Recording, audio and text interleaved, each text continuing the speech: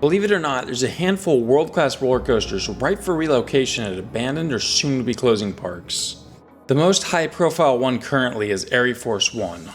It's been less than 3 weeks since the coaster was last serving riders, but now it awaits a new home. This coaster was manufactured by RMC and is considered by many to be a top 10 coaster in the world. Popular landing spots have included Holiday World, Carowinds, or Michigan's Adventure. The CEO of FunSpot claimed that August 2nd wouldn't be the final day we saw the coaster operate, so hopefully a deal has been struck with a new owner. This ride absolutely deserves a second shot at life. On the topic of sizable coasters at family entertainment centers, we have Switchback. This is a very unique wooden shuttle coaster custom designed for ZDTs by the Gravity Group. The fate of this coaster became uncertain when ZDTs was announced to close in August 2025. Luckily, on National Roller Coaster Day in 2026, the previous owners announced that a purchase agreement for Switchback had been signed. This coaster has a pitiful capacity of only 8 riders per train, which means this coaster landing at a larger park is out of the question. CJ Barrymore's recently removed a looping Zyklon coaster, so they could be a potential landing spot. The FEC that purchased said looping Zyklon is Swampy Jack's Wongo Adventure. What's interesting to note is that Swampy Jacks have backed out of construction on this looping coaster. What if the park decided not to build the Zyklon because they got a good deal on the far superior Switchback? Nothing's been confirmed yet, but this park proved to be an awesome landing spot if my theory proves true.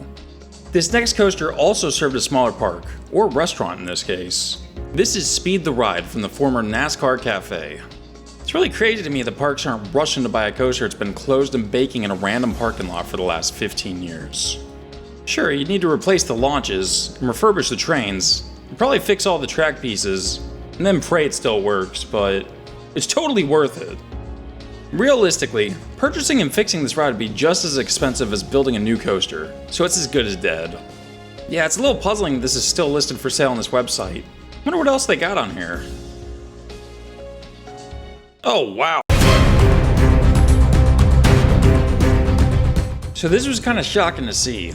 It appears the world-class Intamin LSM launch coaster Taiga is listed for sale on this website. I had not heard any news of Linnamaki struggling, so this was very surprising to see. Granted, the listing also showed photos of 2 other Intamin launch coasters, but the year's statistics most closely line up with Taiga. The only other Intamin LSM coaster released in 2019 was Dueling Dragons. The track length on that for either side is less than 3,000 feet. I would have expected the Intamin launch coaster All Speeds to be listed for sale, as that has been announced to close. I don't think this listing is meant for that coaster, because none of the stats are close to the stats for All Speeds. If the coaster for sale is Taiga, then this is a pretty serious development. Like Arieforce One, Taiga is another contender for top 10 roller coaster in the world. This is a ride that should draw serious interest from multiple parks. I don't think all the details on the site are accurate, so take it all with a grain of salt.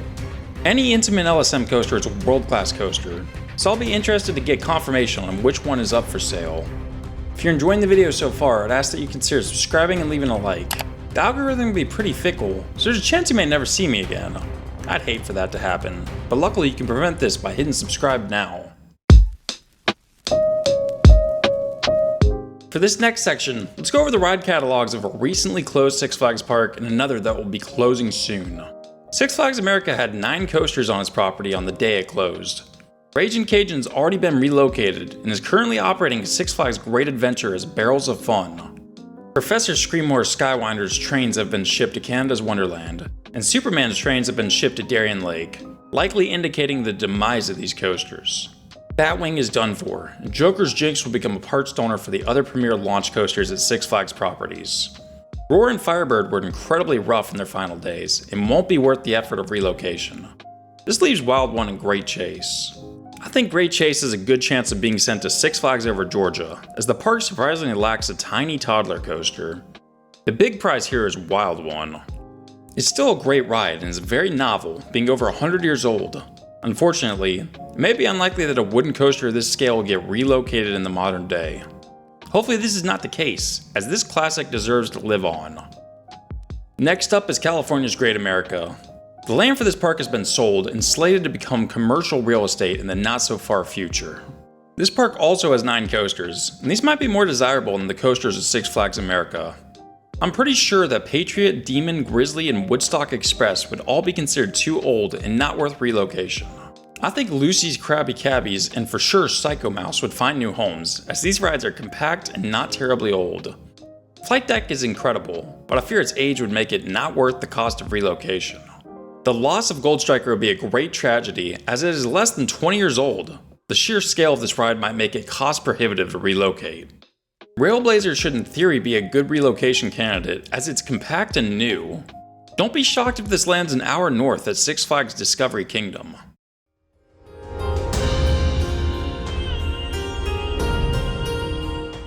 For the final part of this video, let's take an international trip out to China.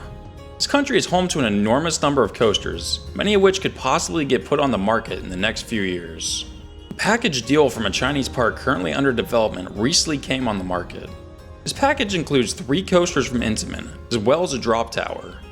The park was originally going to be a Nickelodeon universe, but has changed names to Hi-Space and is focusing more on family attractions. This shift in focus has led the developers to list some of the more thrilling attractions for sale rather than install them at the new park. The 3 coaster models from Intamin are a half pipe, a spinner, and an LSM launch coaster. A small LSM launch coaster from Intamin should cost at least $15 million, so getting 4 attractions at this price feels like a no-brainer. These rides all have smaller capacities, so it limits which parks might be interested.